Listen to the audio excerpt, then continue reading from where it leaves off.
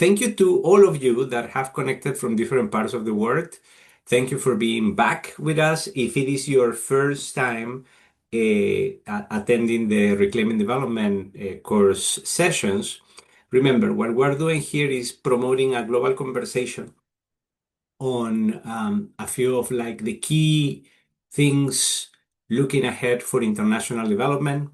We started the first few sessions just trying to establish a common language on how to approach the future, trying to understand what the legacy of development has been, how it has positioned us, or maybe not, for the future, and how are people exploring new approaches based on a much ambitious goals than in the early times. So today is going to be the first of our special talks where we will have guest speakers from around the world working on the front lines on some of the big items, big themes that we have been discussing in this course so far. So, well, we're going to talk first about systems thinking, which is specifically the topic that we raised, that we discussed last week, in connection with the challenges of an energy transition. And today, we're going to have Jorge Flores from Sepia Alianzas Sostenibles in Colombia, and we're going to have Ana Andrade from the Royal Academy of Engineering. I'm very thankful to both of you for being here, joining us, just to share a bit of your journey in this work, being at the global level with some applications to Colombia, right? And in the case of Jorge, also with a broad experience internationally, but most recently focusing on this particular topic of energy transition in Colombia. So wherever you are joining us from the world, I also want you to get acquainted with Alessandra Granelli, who is our communications manager for the Governance Action Hub. She will be managing the Q&A chat, and she will be challenging you throughout the whole session with a few questions. Please answer. What we are doing is like we're recording all these sessions. We are recording all the questions, the comments, the suggestions, and we are either following up on them or including them in a collaborative publication that we want to have by the end of the year. These sessions for the classes are going to be complemented, and we'll talk more about this with a collaborative exercise, basically a platform where you're going to be able to propose some ideas, learn or practice building strategies around complex development problems. And also we will have in-person hybrid co-creation workshops in a few countries starting in May. We will likely start in Zambia at the end of May, and we hope to be in the Philippines in June. So if you are interested, if there is also like a good set of people that would like to do this exploration together in your own country, let us know. We'll be very happy to have that discussion and adapt also those conversations to what seems to be complex, relevant challenges in the context of what you are doing. Anyway, that was a long introduction, but I guess it's important, especially because we're going to start having new people connecting not only through Zoom, but also through the live stream. So here's what we're going to do. I'm going to propose first like a very short mini lecture of about 10 minutes or less, just connecting what we discussed in previous sessions, particularly around systems, with the specific challenge of energy transition. And this is actually based on a lot of the material that Anna and her colleagues have been generated at the Royal Academy of Engineering, and that Jorge, together with Carlos and others, have been developing in Colombia in the last few months. So we'll talk more about that. Okay? So first of all, what I want you to understand, connecting with what we have been doing so far. Okay? Last week, specifically, we explored something that is fundamental. We talk about how it is possible, though extremely complex, of course, architecting systemic change. But the point that we were trying to make is that many of those very difficult challenges that we face today, climate change, democratic backsliding, inequality, are not isolated problems. They are systems problems. And if problems are systemic, solutions cannot be limited to projects or policies. They require systemic interventions. That means that we need to understand the architecture of the system itself. What does this mean? Who are the actors? What incentives shape their behavior? What institutions structure the system? What are the power dynamics that define if a good idea, maybe a good idea, well rooted in evidence, is actually politically possible at any given time? And in the end, what are the feedback loops that reinforce the status quo, what is already happening, or that may open pathways for transformation? In other words, systemic change requires understanding how systems behave. So what we are trying here in this slide is to show you a little bit of what is behind all this, right? Like the classic engineering view of the problem of energy transition is simply, well, what is the technology? What are the regulations that we need simply to facilitate a transition from fossil fuels, let's say, to solar or wind or other alternative sources. But when you start looking at the problem as a system, right, this socio-technical view of the system, then you have to keep in mind many other variables. The role of government agencies and how they behave, the role of investors, what is the position of communities about this, or also civil society. You have to keep in mind that it's not just about changing the energy matrix. It's about jobs that are going to be lost, right? And potentially some jobs that are going to be generated. But how many are they going to compensate? So these are real questions for real people, right? Like, and these are important things to keep in mind when you are designing strategies around, in this case, energy transition. Okay? So in other words, we need to understand how systems behave. You have been reviewing some slides that I sent you last week, right? Like, and you saw how systems are made up by different interacting layers, actors, incentives, institutions, power structures, and feedback loops, right? I actually have one here that I wanted to show you, right? Like, so if we are going beyond this old view that we basically find a way for making technology cheap, then the markets will naturally shift the energy sources and all. But we see that that is not enough, right? Like you have to keep in mind all these different considerations. Again, all this material, you will have it, so don't worry. Let's just focus on the conversation right now.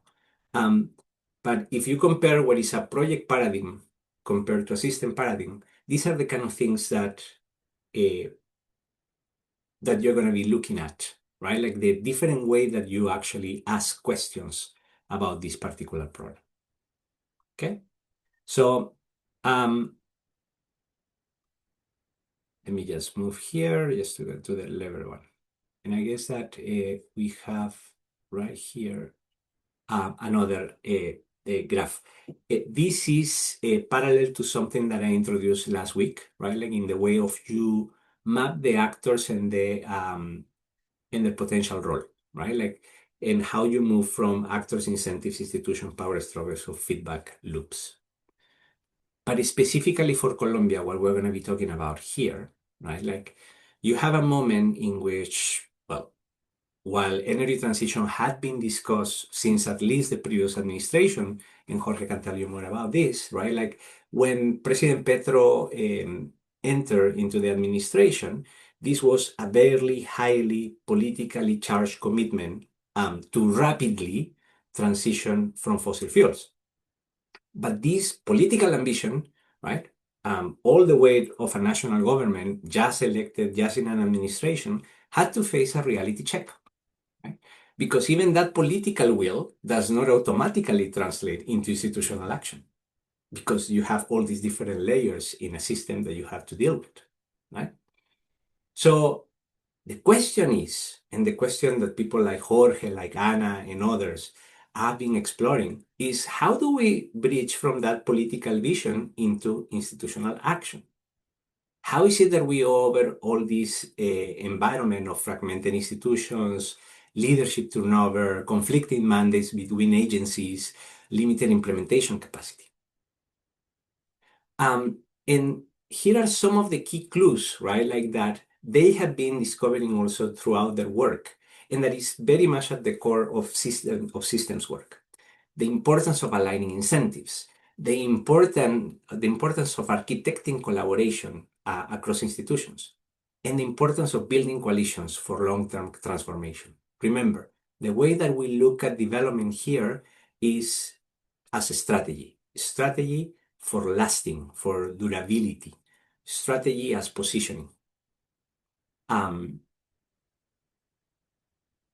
So then, and this is very much linked to what Jorge has been looking at in La Guajira, also with support of the Royal Academy of Engineering, right, has been how that conversation at the national level translates into territorial reality at the local level. The complexities that we see maybe at the macro level, at the level of a government, how they translate, but also have to also face those complexities at the local level, from endemic energy poverty, a historical state of neglect, which leads to low trust in institutions or in people, the struggles for the indigenous rights, right, or social conflict in mining areas in particular. Remember, the transition does not happen in an abstract policy space. It happens, if it does, in real places. So again, and just for reference here, we're trying to move from a traditional model in which the diagnostic of who are the actors and what are the roles are typically, not necessarily, but typically like what you see in the column in the middle here, passive beneficiaries for role of community, megawatt development as the primary goal, or isolated infrastructure projects as intervention mechanisms, into a systems model where you have an eye and you're keeping your eyes open about a different type of active system actors, a primary goal of territorial development and local development, and platforms for collective action as a key intervention mechanism. These are not the only ones. But the point here is to draw the contrast between the typical model centered on the technical solution, right? And the kind of conversation that is triggered when you keep a systems approach on the problem, right? So there are three lenses that I'm going to show here and that are related to what we did in class last time, all right? And that are necessary. That first, in terms of what do we do about this, is understanding and building a systems map, right? Where you are able to identify those leverage points. Remember leverage points, right? Like those interventions that actually, if you make them happen, you can yield massive systemic shifts against or compared to project level interventions, typically high effort, but low systemic shift. Remember, when you are mapping the system, and we discussed this last week, what you are looking in the end is for patterns, because those patterns are the ones that are going to help you identify different leverage points. And again, another lesson from last week, right? Like it doesn't mean that what you may be doing on a particular problem, right? That may be a very specific technical solution is not important or should not be done. That's not the point. The point is that to be able to go deeper into the system, you are going to need help. You're going to need a coalition. You're going to need to collaborate. You're going to need to understand who are the other actors that make things happen. Because of you doing that with others, it's going to depend that even your own work is sustainable, lasting, that it endures. The second lens is the transition coalition map. If you are going to pursue, in this case, energy transition, what is the kind of coalition that you need? How is it that you map those incumbent utilities and how are you going to bring them into the conversation? Because they are going to lose business. So they are likely going to be opposed and they have high influence in the system. So are you going to be able to maybe bring some of them? Or in any case, how is it that we work together with others so those that have a lot to lose do not block the potential reform? That's a big question, the $100 million question. And then finally, the third lens is when you start building a strategy map for systemic change. Here you start looking at what are concrete actions that you can take individually, in a coordinated way with other actors, right? That may actually transform either fast or over time that system. And that gives you at the same time the confidence to continue with the reform process. So is this about the way that we adjust the narrative around energy transition at national or at local level? How is it that we're able to build broader implementation coalitions, particularly with private sector? How is it that we rewire the discussion on territorial governance, right? Like, so it is not one directional or something that you are just expecting from a particular player, in this case, the state. What happens if the state is not committed enough or is actually not doing enough? What other actors can do about it? What are those institutional rules that are needed? And finally, how is it that we're able to deliver visible wins that help building trust in the process? So here is where we have Ana and Jorge coming in. Ana, I mean, like she works as program manager at the Royal Academy of Engineering. Her focus is more in terms of systems approaches in practice, supporting collaborations between governments, researchers, and practitioners. And she is going to talk a little bit about her experience in system thinking and so on.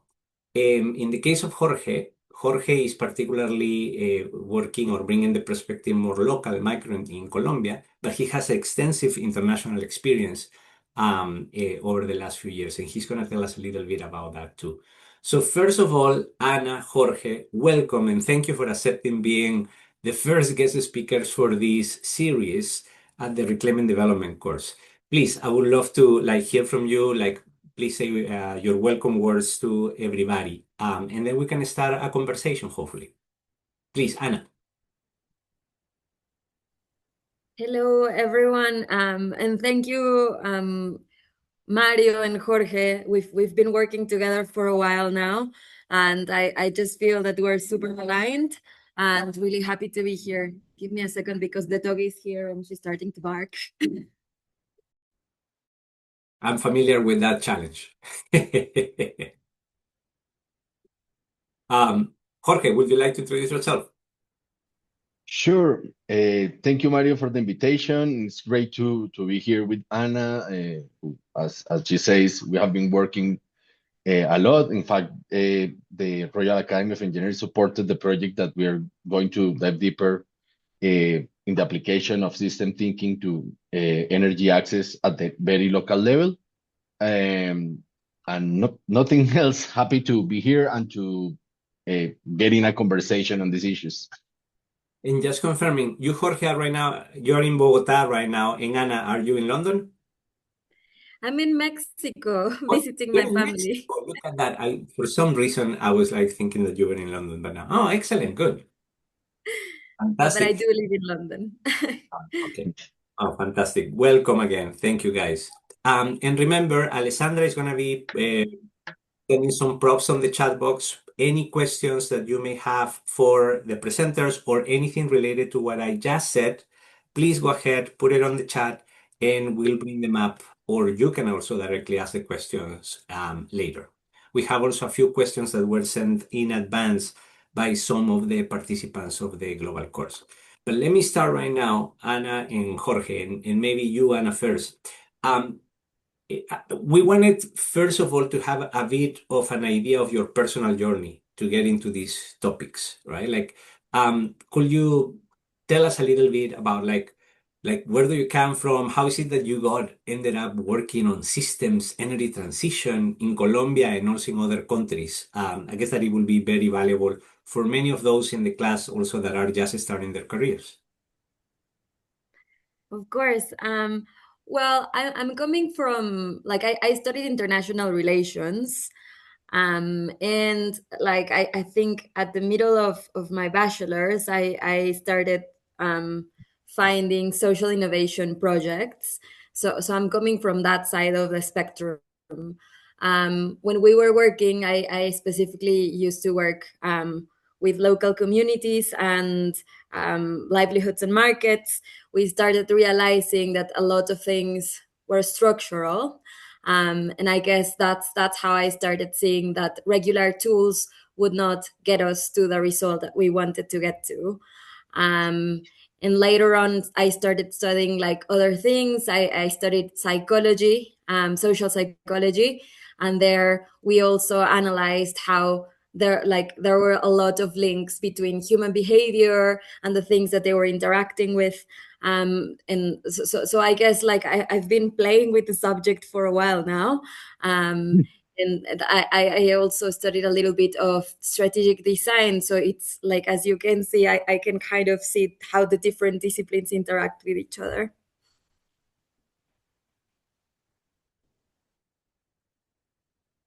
I was on mute. Thank you for that. That's fantastic. Was there any particular experience, right, like throughout that led you to work on this project, or what did you think in any case when the opportunity came to work specifically on issues related to systems, in this case with the Royal Academy? So some of you might be familiar with this community, the Systems Innovation Community, that's in London. It's a group of practitioners that gather to discuss about the application of systems approaches. And there I met someone from the Royal Academy of Engineering. There is a policy team, and in fact, there is a program that teaches policymakers in the UK how to apply systems methods into their challenges. So Marine told me about this opportunity to work for the academy in the international side of it. And my role as a Safer Complex Systems program manager was to understand how to implement systems approaches into complex challenges. So that was the initial challenge since the beginning. So it was kind of very tailored for systems enthusiasts. That's great. That's great. Thank you very much for sharing that. What about you, Jorge? I mean, like, how did you get? I remember we met originally when you were at Global Integrity, right? Like, and you were doing international work, including in Nigeria and all. I know that after that you went back to Colombia. How is it that you ended up working on energy transition in Colombia and systems? Great. Well, I like that Anna and I share something, and is that both are social psychologists. But I'm also a political scientist. So I have been in all my career always working how to apply governance to solve complex challenges, from urban planning to environmental protection to citizen engagement, anti-corruption, service delivery, several things. Uh, and I was very lucky because in all this work, I have been doing it from different sides, from the academia, from the public, from the government, in close collaboration with private sectors in issues like public contracting and public finances, and with civil society. And that's where we met, Mario. Uh, and well, I think I'm going to answer the next question, but basically, it has been a process where I have been finding out that there are challenges that frustrate people, and that goes kind of across issues.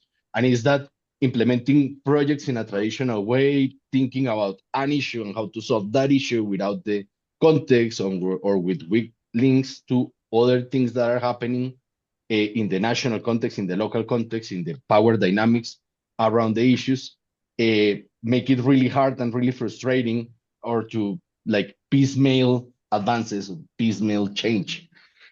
So in all the experience, I have been like collecting tools and collecting perspectives that basically kind of develop what I do now, which is focus on locally led development, political economy analysis, and system thinking, and how to apply it to particular things. And with the opportunity came to collaborate with the Governance Action Hub in Colombia around energy transition. What I did was working with Cathy Bain and with Carlos, try to use these different lenses to develop a good picture that could inform action in the context of the energy transition. And based on that, like we have begun to identify what needs to change in how we see the problem to be able to act different on the problem, and as I say, kind of really do innovation, not just innovate on the technical side, but also on the social processes and how those things relate. That's great. Excellent. I mean, like in like very two very different pathways in that sense, working right now in Colombia on systems and energy transition. Fantastic. Look, even myself, I mean, like you mentioned how we have been interacting in the past. If you ask me, I don't know, 12 months ago, 18 months ago, about energy transition, I had no idea about the challenge, right? But it has been really like a quick course on the importance of the challenge, right, and how complex it is in Colombia and also in other places. So I wanted to ask you, both of you, a bit about the behind the scenes of the work that you do, right? Like, of course, and we will share with everyone the reports. We have already shared the website information on the Systems Hub in Colombia, and you guys can tell us a little bit about that, right? Like, which will be great. But particularly in your case, Anna, right? Like from your perspective working globally on systems issues, right? Like what would you say that the Colombia case, what makes it particularly interesting? Um, eh, how is it that this connection, both at the national or at the local level, become so relevant also for the work that you guys are doing at the Royal Academy? So I'm going to give you a little bit of context of what the Royal Academy of Engineering does. So we are the body that represents the engineering voice, both in the UK but also internationally. And look, we have been working like around the like energy challenge in the UK through Net Zero, and you'll be able to find some reports there.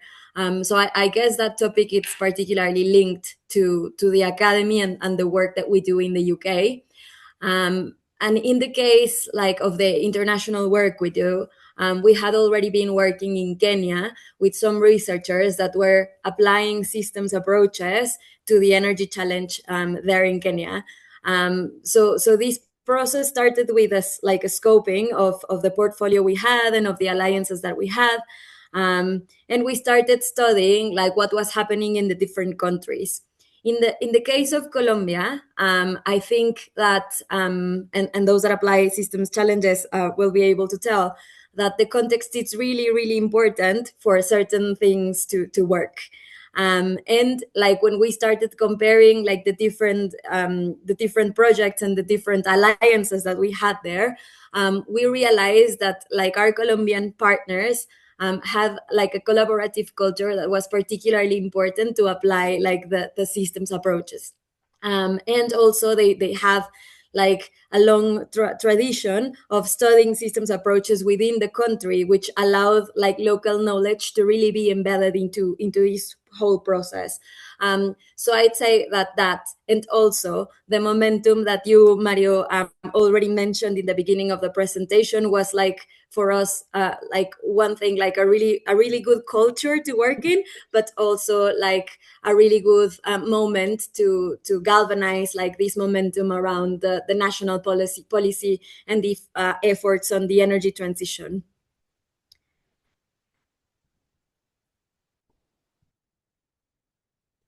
Thank you very much for sharing that. One thing that I would like to ask you also, and maybe I'll give you some time to think about it, is like one particular experience in Colombia in engaging with the different actors that was like a triggering moment in where you start like connecting the dots on what you are doing and the reality. So I'll come back to you in a moment, and if you don't mind with that. But also, Jorge, for you, the same question, right? Certainly. But maybe let's try to aim here, particularly the work in La Guajira. You guys are also doing work with some support from Ford Foundation in Cesar. Like we were like wondering in particular, right? Like about the practical work involved when you are working on systems in in a topic that is relatively new also for you, right? Like energy transition, right? Like what is it involved in terms of like the conversations, the going to communities, who are like the kind of factors that you had to talk to, and maybe you didn't imagine that in the past you were going to interact with these people? Thanks, Mario. And I will say that it's pretty interesting. Going really local after understanding the kind of general dynamics at the national level in Colombia, the point was to see, like, seeing locally how those things that happen nationally shape the opportunities and shape the worldviews at the local level, and how those two things relate. So it was pretty enlightening that you can have like the technical and the perspective at the national level, but when you come at the local level, you have to keep trying to understand how people understand the issues and how that relates to the potential for change in the practices related to energy provision, energy use, all these things related to the energy transition. So basically, I will say that if you want to like get to the weeds of the work, it gets to talking to a lot of people, but not just talking, but trying to understand where they come from, what motivates them, and why they act as they do. Then exploring what brings these people together, what opportunities are for people to see things complementary. Like, for instance, if you have a really big investment that you need to make happen to ensure the profits of your company, and you have a local community that is in the territory around your project, how do you make those two things complementary and not just like a conflict as has been happening?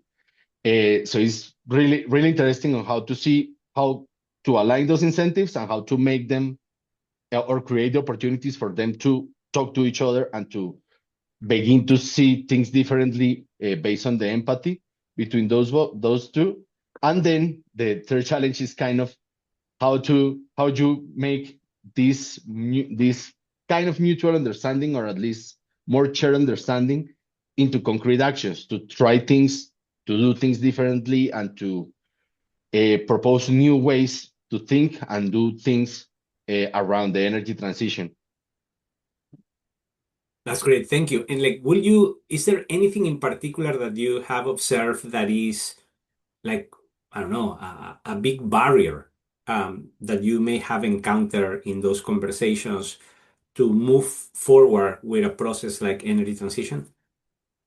Well, there are many. In our report, we highlighted seven, but I would like to say three quickly, Mhm. just for context. So one is that formal regulations are not attuned for innovation in how you design projects, how you implement projects, and how you deliver results. Mhm. So it's a constant struggle between trying to achieve what you want and the formal structures that are behind it and support that. Uh, and a really good example of that kind of connects to the next one, which is that investment rules perpetuate the existing system dynamics. Mhm. And that relates to the formal institutions, for instance, when you see procurement practices. And then you see that for the project with this goal, you have these procurement rules, and procurement rules often prioritize existing experience on the sector, a long tradition implementing energy projects, for instance, in this case. But then, of course, you see energy transition in general is new.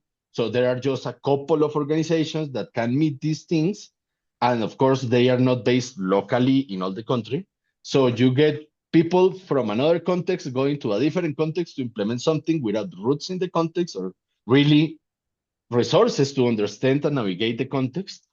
So the procurement practices in that case reinforce that the implementer is external, that it's not really rooted in the traditions and the practices of the local context, and like you get something that we like really much in system thinking, and that is a loop, and a loop that perpetuates itself, trying to implement something easily, but with the view of an external actor. So the results are not that attuned to the local needs. And finally, it's kind of also in this, and is that there are no real incentives for collaboration. the project implementation in government, in civil society, and everything has tended to develop sectoral silos that are really hard to break, and and you can rely just on people wanting to collaborate. What are the incentives for in day to day talk to each other, do things with each other, and do things in a different way than the practices and the things that have been happening in government and in NGOs and in communities. So yeah, how to innovate and how to create that space incentives for innovation Mhm. is a very important challenge. That's great. Thank you for sharing that. Anna, does that any of that sound familiar in any case? Will you add to any of those? To the barriers. Yes. Um, well, like I definitely agree with a lot of the things that Jorge was saying. That's why I was nodding. Um, and I think it's like this disconnect between what is institutionally feasible, and what practitioners in the field are needing, and maybe it's like these conversations between the two, that obviously are matched with different like interests and different incentives, as Jorge says, that sometimes make it very difficult. People that are implementing are often so busy implementing that this advocacy work that has to be done often tends to become really really challenging in terms of time. Like, do you implement, or do you fundraise, or do you interact like with the government? And I think like that space of being like the system's convener, or like really really helping the system connect with each other, was something that we saw as a gap. There was the intention, but maybe there was not the time to really be able to connect the dots. That's great. That's awesome. And do you have any particular story or conversation that you have had with any actor, could be in Colombia or anywhere else, where it was like an aha moment where you start like connecting the dots? Um, so we've been working in Colombia in these challenges specifically for 2 years almost, already. And the first thing that we did, or one of the first things that we did, was a symposium where we invited systems practitioners, and we also invited experts on energy transition from different parts of the world, not only in Colombia, but it happened in Colombia. And that blend for us was something that was really really powerful, because what we realized that often the challenge holder was like trying to find different ways to approach the challenge, and these systems practitioners came like with that like expertise of observing. And I think like I liked something that Jorge said at the beginning, that it's like, if you understand the challenge differently and you realize that it is a complex challenge, then the tools that you use to overcome the barriers are going to become systemic. So I do think like this match between the challenge and the methodology is really, really powerful. And then like another moment, and Jorge was there, was a side event that we had after that symposium, where we brought people from the energy system in Colombia, to a roundtable. And like I just saw so much energy, like so much intention to work with each other, like the conversations happening like between the different sectors, that I just said like, there is so much will to work together and like to really create this collective intelligence and collective action, that I just knew that like this would work, in this context, because you already had the ecosystem linking together. Oh, that is fantastic. And it's like it made me smile also because it is it is very much a confirmation of many of the things that we have been discussing in these sessions previously, like everything, not only systems, but about the challenges and the opportunity of collective action. Why is it? Not just because in the end it will be so nice that we work together, but because it makes sense, because the challenge is complex, because we cannot do it alone, right? Like we have been in a way trained in a world where everybody wants to do their own piece of the puzzle, right? And everybody has to say, this is the most important part of the puzzle, right? And we many times neglect that engaging with others and understanding where the other come from. Thank you very much for sharing that. I want to have now a section in which we're looking mainly in the future. And please use it also to tell us a little bit about what you're currently doing right now in Colombia and how that carries into the future. For example, and I guess this is a good opportunity to tell us a little bit about the Systems Hub, for example, right? Like I know that you guys were in Bogota last week, right? Like I had when I reached out to you, right? Like I wasn't really aware that in that moment you two were together, right? In the same event, which is great. So let me put it in three questions here. One is looking ahead, right? Like, what do you see as the biggest opportunities for systems approaches or systemic approaches in the energy transition as a challenge? And we Do you can want me first with Anna. Ladies first. um, thank you. So like the Systems Hub as a model has just launched last week. We worked for a very long time, both scoping but also designing the way we wanted to approach this challenge. Um, and like we have like an opportunities board that's a group of experts that are helping steer what's been done. Then you have like a management team that's a local organization called Movilizatorio that's helping us do this bridging thing that I told you about. Like it's a systems orchestrator. And then you have like the community projects that we're going to connect. So like that as a model has just been born. So I guess we see a lot in the future. So in this specific case, we will be working with a mission innovation approach. Some of you might be familiar with that. The idea is that you have big challenges, and you have like the big objective that you want to work towards to. That objective is cemented in like a systems understanding map where you can really see like what are the lever points that you want to intervene. And then from there you prioritize and you start working on that like big objective where collective action is needed. So basically now what we're doing is that we are refining the findings that we had in the last meeting that we had, where we started validating some of those missions with the ecosystem of energy in Colombia. They gave us so much knowledge. People from different territories were coming from different sectors. So from now, what we will be doing, it's that systems orchestration is going to happen in practice in one of those missions, like using collective action like as a baseline. And like I think like this model is something that we want to test in other parts of the world. So like while we're working in Colombia, we're also trying to understand where else could we do this that has like the appropriate conditions and the momentum around the challenge, so that we can launch like the second version of the Systems Hub. Any particular place that you're looking at right now, or is it still top secret? It's not top secret. Like in the academy, I think we work a lot in Africa. So we were thinking that Africa might be a good place, but of course, like we're still trying to understand like what's our portfolio of alliances and projects that might allow us to create the second one. Oh, that's fantastic. Good luck with that. Aside of that, any other next steps in your work that you're seeing, like right now, where you're focused on the issue of systems hubs? Is it only around energy transition or other issues that you're looking at? So they have to be socio-technical challenges because like we're an engineering institution, so it does have to have the technology around it.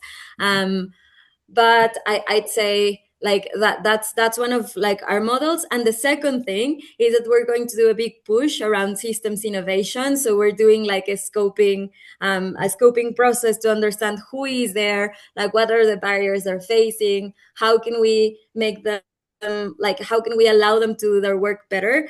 So I'd say like that's the second work stream that we will be working around like these years. Oh, that's awesome. Good luck with that. And Jorge, for you, like looking ahead, I mean, like the same question. What do you see as the biggest opportunities for systemic approaches in energy transition, in Colombia or elsewhere? more generally, what do you think are the next steps in your work?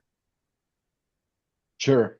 I really like thinking about the energy transition in a systemic way because it's a big shift that is happening, is gonna happen, and no one really can stop it. Either in a way, yeah, because it means, as Anna was saying, changes in the technical part, changes in the connection between the technical side and the social relationships around it, and even changes in our day-to-day lives and how we use energy, how we are sustainable or not, several things. So it really permeates everything. And based on that, like we are focusing, well, we are seeing many opportunities, but we're kind of focusing on three right now. And one is the link between energy access and development, and thinking about energy access, not just about people that do not have energy and now have energy, but in terms of energy poverty, how not having enough quality and reliable energy can stunt development. Like if you don't have good energy, you cannot produce things. You cannot even have a refrigerator all day to sell refrigerated beverages, like something as simple as that. But you can also like can't connect a sewing machine, things like that. Like really, energy is an enabler of development, and it's a condition that needs to be there for development to really happen. So that's one area where we're working a lot, both in Guajira, in Cesar, and we are exploring opportunities to take this work to other places right now in Colombia. The second one, and is related to this also, is that all the changes that the energy transition is bringing about is going to change the labor market, is going to change the productive relationships in general. So we're working on seeing how to better use all these things for green skills, entrepreneurship, and of course, as is usual in review, local development. Green skills and green entrepreneurship and local development. So that's a kind of a second area.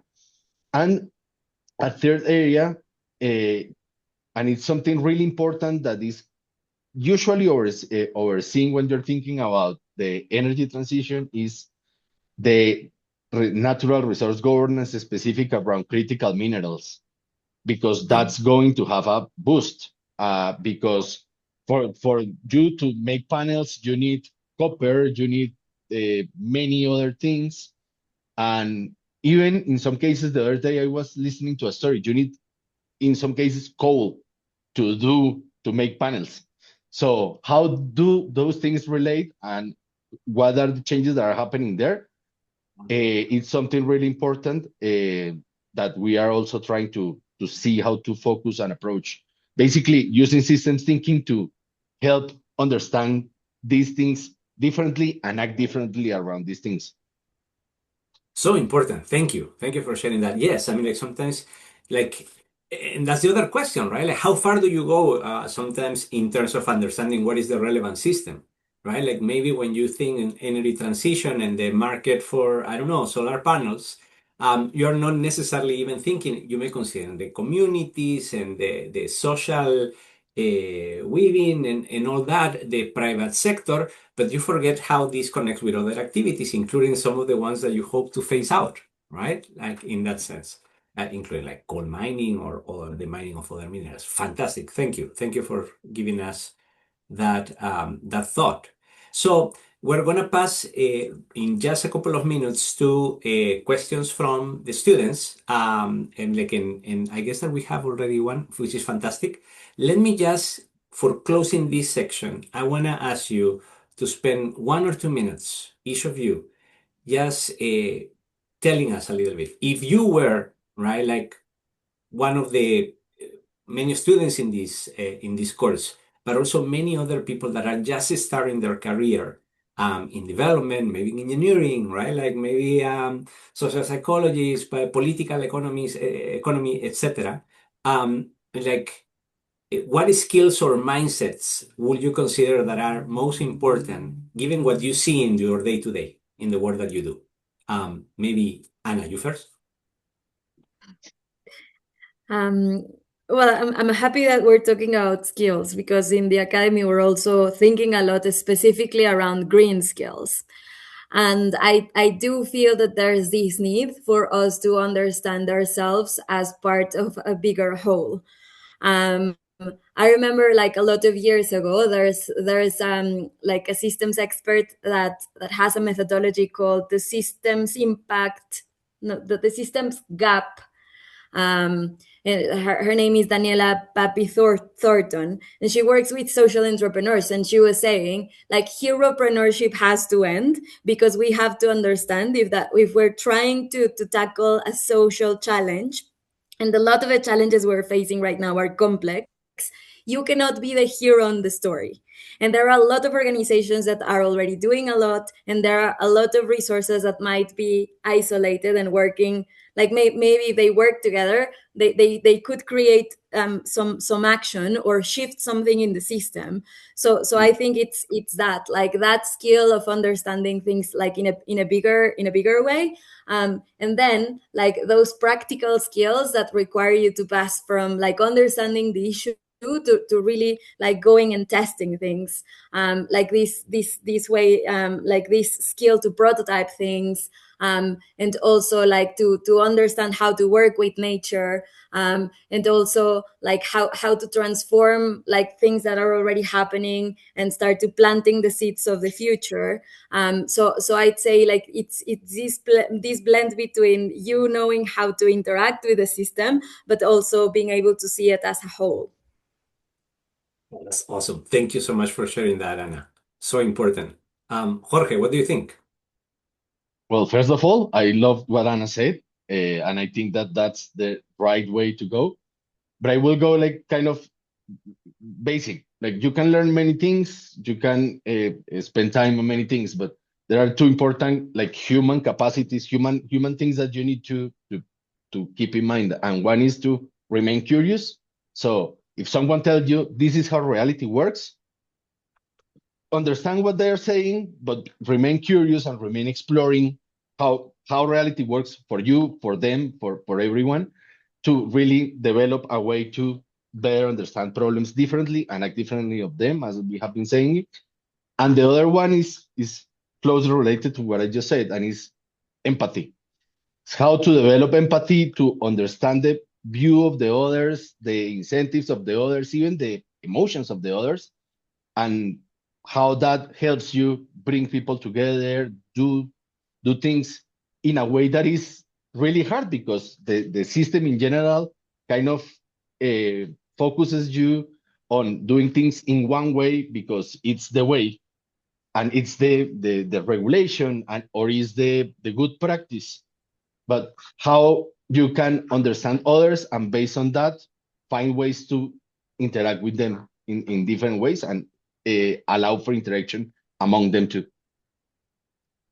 Thank you so much, Jorge. Much appreciated for that. Thank you, both of you. I mean, this is great. We tried as much as possible to focus on the practicalities of the work that is involved. Of course, we can share with everybody all the material on what you guys are working and what you have been inspired by, and we'll be happy to do that for everybody in the course. Now, I'm going to pass it right now to Alessandra. Ale, if you can tell us a little bit about what has been going on the chat, maybe some of the questions that have been raised. I know that somebody raised their hand. I don't know if they're still there, which will be great. Feel free to give a pass to any of the I participants. think it will be great to bring in Anu because she's sharing a lot of great perspective on energy transition, especially in India. Oh, great. Anurada, please go ahead. Sorry, Mario, before we go on, would you mind just to turn your screen sharing off so we can actually see the speakers? Oh, perfect. Let me do that. Yeah, thanks. Wait, stop share. Who was that? Tracy. I didn't even see you. I'm sorry. And I didn't introduce. Tracy is our Associate Director for the Governance Action Hub. Thank you, Tracy. No problem. It was my hand that was raised earlier. So we can Perfect. pass over to Anu. Thanks. Thank you. And Anurada, please go ahead. Thank you for Okay. joining. Hi, thanks, Mario and Alessandra, and warm welcome to Anna and Jorge for having enlightened us with all your technocratic knowledge and the biggest contribution that you made to Colombia, which is outstanding as one of the emerging markets in energy security. And it's incredible, not just as a matter of word that I wanted to mention this, but I know that the work that you're doing is a combination of innovation and also looking at sustainable development in a real sense in a multidisciplinary context. So I'm quite curious to know a lot many things, but I just want to focus upon what you've already mentioned. This also reflects my work in the energy environment sector, looking at sustainable, SDG 11, which talks about healthy communities and cities. So my question to both of you as incredible resource person coming from the South American context, the International Solar Alliance, which is a global intergovernmental forum founded in 2015 by Indo-French, and there are more than 124 countries which have amended and part and being active towards three major objectives, which is about fiscal, investments up to 1 trillion, and also making 1 million people, 1,000 million people energy efficient and being out of energy poverty, and also looking at a solar capacity of 1,000 gigawatts. So this is a great, incredible development, and also there's been a lot of transformation. So how do you align in terms of a prospect that the work that the Systems Hub is doing right now in terms of extending its scope or aligning its scope to be bringing Colombia as a member to this coalition, where Colombia can also benefit from this membership and also contribute in terms of leadership within the region, because there are already 7 South American countries within the pact. So this is my question, number one. And my other question is about, your energy policy of Colombia is incredible, which talks about carbon neutrality by 2050 and also looks at expanding the capacity of the solar and wind capacity by 150 times by 2052. How does Systems Hub would attribute or would, kind of make the socio-economic impact or making energy communities being an incredible model of development and impede that growth, in a very positive manner? So these are my questions to both of you. Thank you so much, Anurada. And like in a moment after Anna and Jorge try to answer some of your questions, I'm going to ask you, if you don't mind, if you're still connected, to share a little bit about your work also in India. This is important too, because we want everybody, the participants, to feel empowered also to just go ahead and contribute to these conversations, because there's so much richness in the background and the work of people participating here. Thank you.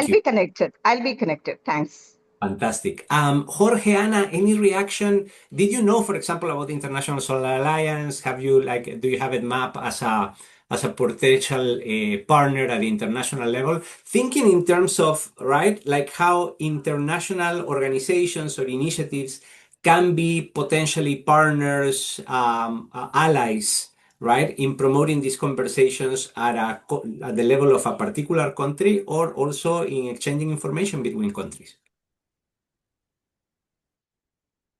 You want me to go first, Anna, or do you? Go ahead. Yeah. Let's go with Jorge first. Perfect. So I'm not going to really speak on the role of the systems topic, please, because that's more Anna. But two things. One is Colombia is really trying to join and promote several international collaborations. You can see it just recently joined the International Energy Agency. It's leading the I don't know how to say that, but in English, sorry. Tratado de No Proliferación.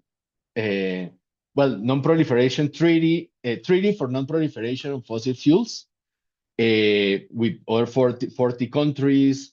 So it's very active. So I'm sure that they will be interested in in this alliance that Anu is mentioning. But I also wanted to say two things on that, and one relates to the energy communities, and one is more investments are for sure needed in this process, but it's also important to see and explore deeper how those investments are mobilized and how they're getting to the territories. Because in Colombia, we have seen that if like we have Guajira as the one of the solar potential and solar and wind more potential areas in all Latin America, I think. But basically, the model that was used to bring on investments there was externally put there. So there has been conflict that has not enabled really for the implementation of the projects. They have been delayed. They have been having many issues. They have been having not just the projects, but also the connection of the projects to the national grid and the connection of the projects with the local energy use. So it's really important to understand that and to really advance thinking and practice on that. We don't have the answers. But it's interesting, for instance, that given that experience that happened here, right now there are initiatives trying to advocate and advance innovations in the relation between communities and projects.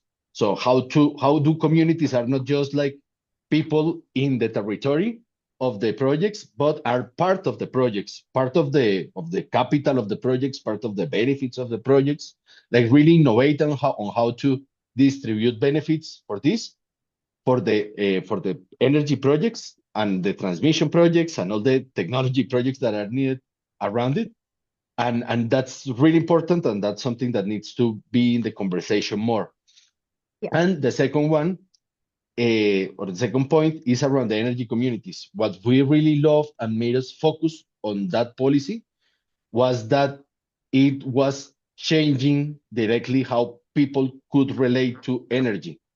You didn't need to have like a major production of energy to be able to be a producer of energy, a consumer of energy, and as more technical people say, a prosumer. So there is a big market happening there, and really that really can deliver benefits for a wide number of people, communities, businesses, and everything. But we need to understand that in context too, because there are technical barriers, there are governance barriers, there are service delivery barriers that we need to overcome to be able to change that relationship and open up those market opportunities and benefit opportunities for a wide number of people. Okay. Thank you. Thank you, Jorge. Anna, please go ahead. Same question. Yeah, thank you, Anu. Also to mention this, like as a disclaimer, as a project, this is a very young project. So far, what we wanted to do was like to create the, like what they say, it's the minimum viable product, which is like the, like we wanted to set a baseline for us to then start interacting with other actors. So we do have like a map of different like international alliances that we can partner with, but we wanted to set it up before we partner with anyone, also because we want like Movilizatorio and also the Opportunities Board to be able to do that connections and not us, because this is a project that's not owned by us. Like it's going to be owned by them, and the intention is for them to run it like after we're gone, after the third year. We're investing in this for 3 years initially. So that's the first thing. And then our link with the energy communities, like of course we see the energy communities like as a very important stakeholder, or like a very important set of stakeholders, and we are inviting them to the negotiations. But we haven't done like a zoom in terms of deciding that we're definitely going into working around the challenges that energy communities have. I am almost sure that in the mission notes, for example, we have one specifically focused on productive diversification, that I think like energy communities have a lot of space there. But I think like by the end of this year, I'd be able to give you like a more robust answer around those two things that you asked me about. Okay, thank you. That's fabulous to know. But I think I understand that it's quite a young project, and I think it's incredible. Just to add, something to what you just mentioned. It would be great because I just did looked into other energy communities globally. I think there are a few of them which have been successful. But I think if you could do an evaluation looking at the socio-economic environment systems, technical, KPIs, I think that would kind of, reflect upon a lot of economic impact and also looking at how communities have transitioned, not just themselves, but also, the region and a lot of sustainable development aspects, right? So I think it would be good to do an evaluation, also to benchmark, but also to measure the impact that it has created for the particular span of the work, like whatever inception or like a young, pilot project or whatever it may be. I think it would be incredible, even as a resource guide to kind of you know kind of lead the mission in a different way, and also putting in more scope towards aligning it towards the existing mechanisms, the machinery, whatever the Colombian government is looking forward to achieve. So I think this is definitely fabulous work, and I think the evaluation may be a guiding instrument to also to reflect upon the progress that this is attributed, and that would be the direct work that you have put in as a change maker, and to also to have it as the measure of whatever it is attributed towards as an interdisciplinary initiative. No, that's fantastic. That's a very good point, Anu. Yeah, thanks. If you can share really quick with us, Anuradha, what is it that you are doing over there in India? I mean, like, so people get to know you in the community too. Okay.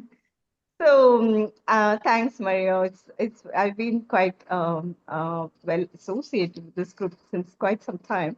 I'm a development practitioner with background in planning, and I've done my public administration from the Maxwell School of Syracuse University in the US almost 16 years, 14 years before.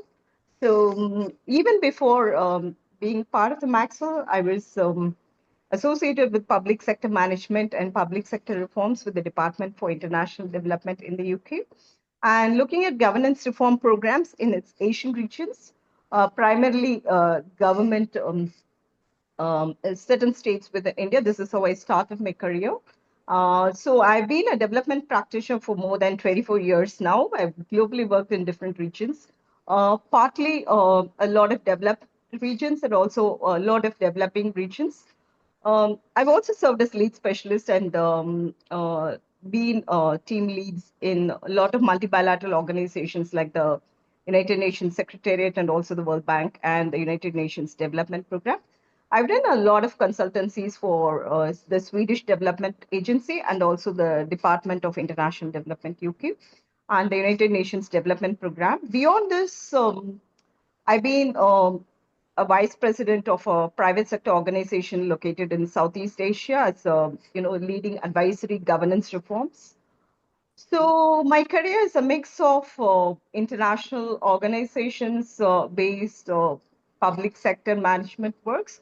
I've largely practiced in almost 19 sectors now. So I've also held stints in academia, being part of as a professor and dean in two private sector universities in India, and I've done some mentionable work in the health sector governance too. So this is my background, and at the moment I'm busy with two very specific things. One initiative, which is a global thing, a group which works in the development sector globally and which focuses on sustainable development goals. Another thing is Earth Initiative, which is more focusing upon, it's quite recent, beyond the pandemic, which works upon the creative industry, economic, culture, and environment within the Indian region. So this is my focus at the moment, but I'm also impinging upon my work in the realm of AI governance and how AI governance could, reform industry 5.2, and also looking at AI governance in the realm of public sector management. So this is my focus of work at the moment. That's fantastic. Thank you so much, Anuradha. Yeah. Because, like, it's also a good testament to the richness of the different backgrounds that we have in this Yeah. course. I'm incredibly thankful that you have joined us not only for this session, but others in the past, because you have been very active asking questions. Thank you. Thank you. Thank you. Thank you so much. Ale, do we have right now any other questions from the audience? No, we do have Carlos, I think, in the chat who is sharing his knowledge, complementing what Jorge said. Oh, that's fantastic. Carlos, if you are there, do you want to say just hi to Jorge? If, if he hasn't called you or anything, you can just say, hey, call me, Jorge. Pick up the phone. Thank thank you, thank you. Anyway, no pressure, Carlos. But good to see that you're connected and that you're sharing information. So I am incredibly thankful, Anna and Jorge, for you joining us. You have been officially like guinea pigs in this big experiment that we're doing, where we're trying to connect. In the end, for many of the people that have been with in a few sessions with us already, this is not going to be surprising, right? Like this is really not about the course or the class itself. It's about the ecosystem and the community that can be built around these different topics. This common language, this idea of being able to meet people like you that are working on the issues directly, many times trying to figure things out, right? Like too, because it doesn't mean that you have all the answers. That's why there are complex problems, right? Like this is not like I mean, like just a simple kind of like challenges that you just correct with a few trainings here and there, right? Like so, this is complex. You are also learning by doing. I'm learning by doing myself in many of the things that I am doing in the governance space. I just want to thank you again for you to accept this invitation. I want to also announce really quick that next week we are going to have a conversation on territorial development and multi-stakeholder engagement from Peru. I'm going to be in Lima and I'm going to be joined by the former Minister of Energy and Mines, Miguel Inchaustegui, also a governance explorer, a member of this network, Mario Guapaya, founder of Andean Link Engagement, and to be confirmed, one of the authors of probably the most important book on territorial development in Peru, which came less than 2 years ago. So I hope to be able to confirm that between today and tomorrow. So join us at the same time, 9 a.m. Washington next week for that. Before I leave, before we are dismissed and we pass the mic to Ana and Jorge for their goodbyes too, and like maybe sending a final message to the audience, I wanna emphasize. Am I already? I just wanna share this really quick. Okay, share. Do you see that beautiful map right now? Do you see a map? Yes. Perfect. Yes. Before going that, um, one thing that I wanted to highlight is Anna shared before about systems innovation, the Systems Innovation Network. In the package that we send you, I'm going to send you a reference about them. They are doing excellent work and they have this platform where you can learn more about systems and how to engage with them and these different tools. So that way, number one, you see that I didn't make things up, right? Like that there's actually people doing and working on this. Number two, that even though it may seem complex or complicated, pick your word, all right, there are actually people doing it. It is possible to do it, right? Do we have the tools, the brain power to be able to do this, as complex as it may seem, right? Like, and that as everybody's gonna tell you that works in this particular space, right? Like you really cannot do it alone. You need to work with others, definitely. So definitely the Systems Innovation Network is a very good point or something to use, especially if you're starting in the use of systems. You can also connect with Josh Colchester on LinkedIn if you want to learn more. He's great and very friendly. So really quick, right? Your package is going to include these three, an example of what a systems a political economy map for energy transition in Colombia looks like, right? Like, of course, you can make it less complicated or much more complicated than this. But this is an example of those three lenses that we were talking before, how this could be applied to the challenge of Colombian energy transition. right? Like you see here issues like the fiscal dependence that we were talking about during this conversation, these emerging reform coalitions. What are the leverage points? When we talk about all these, this works in practice. What could be those leverage points? What are those actors that we need to map? What are their incentives, right? Like, are they for or against, or are neutral? And how can we bring them in? Then is this idea of like, what is your coalition? I mean, like, what is the status quo coalition, first of all, right? Like, what is the central narrative? Why is it that there are people that don't want things to change, right? Like, it's not because they are bad people, but right now things are working for them. So, how is it that we either counter or we keep that in mind when we are engaging, when we're building our own coalition for reform? Then, how is it that you open the space through a negotiation coalition? How is it and what kind of coalition do you need for transformation, right? Like, and in the end, what are the things that you need to align in terms of incentives, in terms of will, in terms of values, right? That are important not only to make things happen, but for those things to actually last, right? Like, how many examples do we see in real life of reforms that maybe actually be approved, that may actually become laws, and then either they are not implemented, they are sluggish, or they are countered by those people precisely that were okay with the previous status quo. All these things are important questions that we need to keep in mind. It is about systems, it is about power too. And finally, it's like, how do you build that strategy that endure? What are the specific actions that you could take? Here are a few ideas, right? Like based on the work that Jorge, Ana, and their colleagues are doing. But obviously, these are not the only ones, right? We just saw even understanding what is the level, the relevant system that we're going to engage is key for this. And that may change actually the kind of strategy that we may build in the short term, medium term, or long term.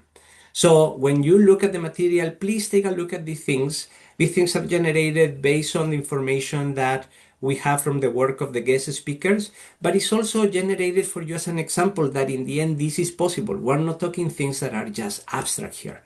These are actually, if anything, the most practical things that you're going to see in that sense. So I would like to just pass it really quick to Ana first and then Jorge, just to send any final thoughts or ideas that they may have for the audience. And again, with much appreciation for you to be here. Ana. Yeah, thank you, Mario.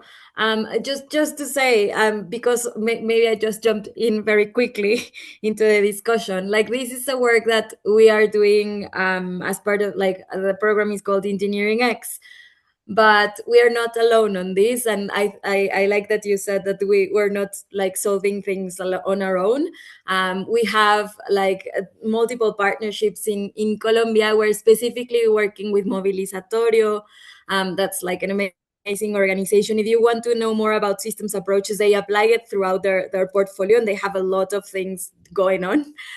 So maybe Juliana might be an interesting one to invite to the next sessions. And we're also working with Hexagonal. That's a consultancy that also applies systems approaches to diverse challenges.